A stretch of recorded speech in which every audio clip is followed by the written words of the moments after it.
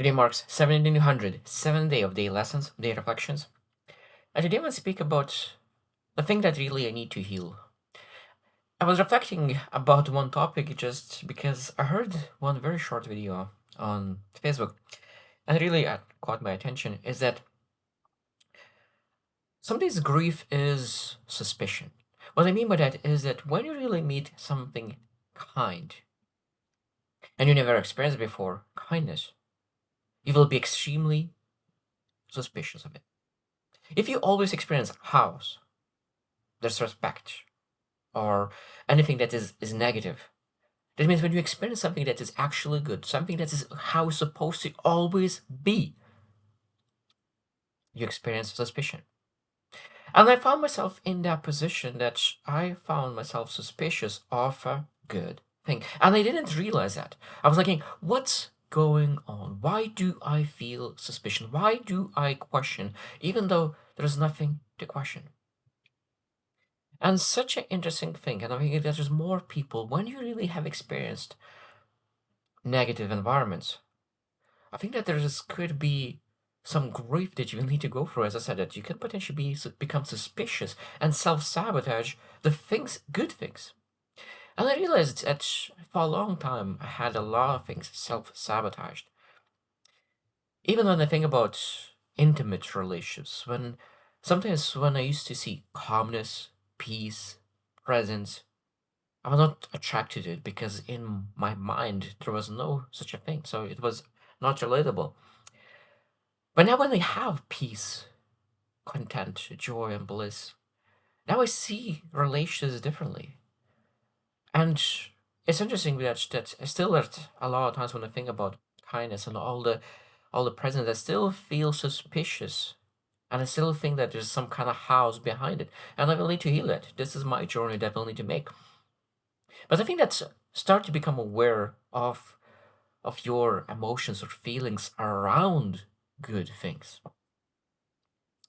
allows you to change that, allows you to really change the feeling around it. Because if you feel suspicious or any kind of negative emotion around positive thing, what happens? Self-sabotage because you want to walk away from negative emotions. And if a good thing creates negative emotions, of course, that is not a good place to be in. Today I will share just some statements because I had tried to write seven truths about it, but there's so many things that should came up, so I do not have very like great list of it. But I have a list of things that I think that is very, very important to really reflect on because, as I said, today I just was listening for a random video and really caught my attention. And I didn't reflect on that yet, so I just share it right away. And I think that maybe that's what I will do. I will reflect while recording. And I think that that's a great it is sometimes just to be on the go, present, and share your thoughts about it. And maybe we'll learn, and maybe we'll learn together.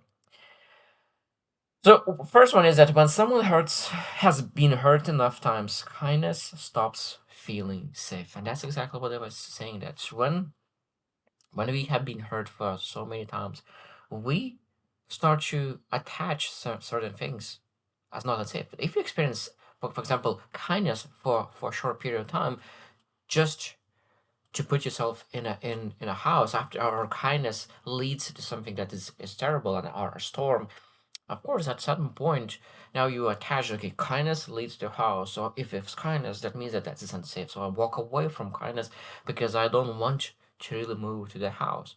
But again, that's where we start to really see process that mourning as an armor and it starts to protect him from that, even though that we direct our belief, our perception of reality that kindness always leads to house, even though that was for one specific person or experience or environment.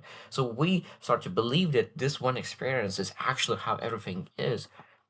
And I know that I'm guilty of that. So like I know that sometimes we need to really reflect and reevaluate how we really how we really approach people and what kind of emotions should they expect could they expect from people and what is the right to expect because sometimes if it's kindness is unsafe, So what it's means say that for my body potentially house could feel familiar and even more safe than kindness.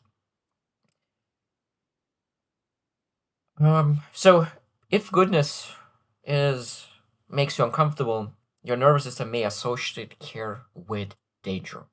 Care with danger. And that's a terrible place to be in. When you really see that someone cares about you and you feel danger because of that. That's a ridiculous place to be in. But I think that is it's totally normal if you been attached to someone but been abandoned, a person was not there for you and care had strings attached. Sometimes we will need to heal from that. Some people stay emotionally starving because suspicion feels safer than disappointment. Suspicion feels safer than disappointment. And I think that's again where the rubber meets the rope, where you we will need to really understand what you will really do. Will you go through the uncomfortable feeling and embrace that danger and realize there was just a smoke screen? Otherwise, we can really walk away from it and start to believe that, oh, I protected myself. I don't feel pain. I don't feel the hurt that I have experienced in the past. But now, because I didn't experience even that, I didn't put myself in that position. But if you go to that smoke screen, it might be that at some point you'll be hurt again. But I think still, what is life without experiencing life? And I think that for a short period of time it's okay to give yourself time and space to heal and recover, but at the same time we need to really have in mind that this is not the right, and we need to really look how to reprogram our mind so we can really go into kindness, expecting kindness and not expecting chaos and storm. Number just was another one is that healer often feels like learning to trust others. And sometimes it's just grieving properly. So we need to grieve properly, and when we grieve properly of experience that we had, because when we didn't grieve the past experience, we potentially could be more suspicious. But when grieve that let go of the past experience, now we start to able to really be more trusting the people who are coming towards us. Because if we didn't grieve that past experience, it might be that it spills on others, so that a lot of times you bleed on people who didn't cut you. I don't remember what exactly it says, but I really loved it because you bleed on people that didn't cut you. So that means at the same time when people give you kindness, you treat them with suspicion, even though that you're supposed to treat them with kindness as well. But because other people, when you gave them kindness, it gave you mistreatment. Now, of course, you bleed onto others' suspicion, and that's again not the great place to be in. Another one, and I think that is one of the hardest truths, is that genuine goodness can expose how unfamiliar peace feels. And this is again exposure, what you've been used to, what life you have been living in. If safety and goodness exposes that you have suspicion rather than gratefulness of the goodness and the kindness, what life you have been into, what position, what environment you have established yourself in. And that's a hard truth. Hard truth that you had certain things in your life that that brought you from the childhood, from the things that you've been exposed to. You thought that was okay. And maybe for a year, maybe 2 years, maybe for a decade. It doesn't matter how long it takes, but I think that again, partly is that that's already healed. Now I'm into recovery season, but now I realize that I'm supposed to be proud of myself that I start to really see the things what they really are. Because I was living in illusion of what I would love things to be rather than what it was. And now that's the hard truth. That's the hard truth that the environment I was in was extremely toxic, diminishing, belittling. And it was very, very hard to really achieve greatness when you really are in an environment that is constantly dragging you down. And I think that is it's will be a testimony for me in the future when I will really go above and beyond because recovery time is important, and this is during recovery time that's where I start to see the things that actually was happening. And I think there's more things that we can really discuss. And maybe maybe the last thing that I want to mention is that the deepest layer, grief isn't just for what you lost. It is what you had to stop believing to survive.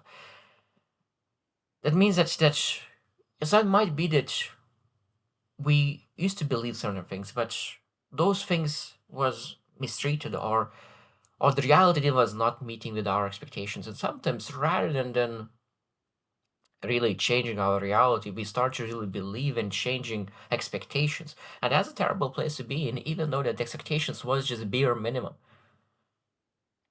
Expectations was bare minimum, but you didn't receive the bare minimum expectations, and because of that, you start to believe that this is not reality, even though that it was the all reality all the time. But the environment that you were in was outside of good morals and normals, and not attaching the environment to reality is extremely important. I think that that's where the blind spot, the biggest hardships is being able to really see like, okay, this is not reality. This was environment's reality, but not all reality. And I think that when we start really able to see the difference and comparison between environment and the real life, that's I think where true growth and grief and trusting people starts to become possible.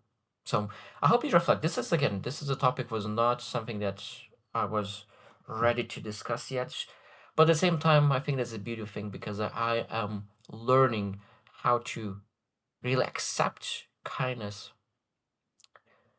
better than before, and that's I think is a beautiful thing. So I hope you choose to win and see you tomorrow.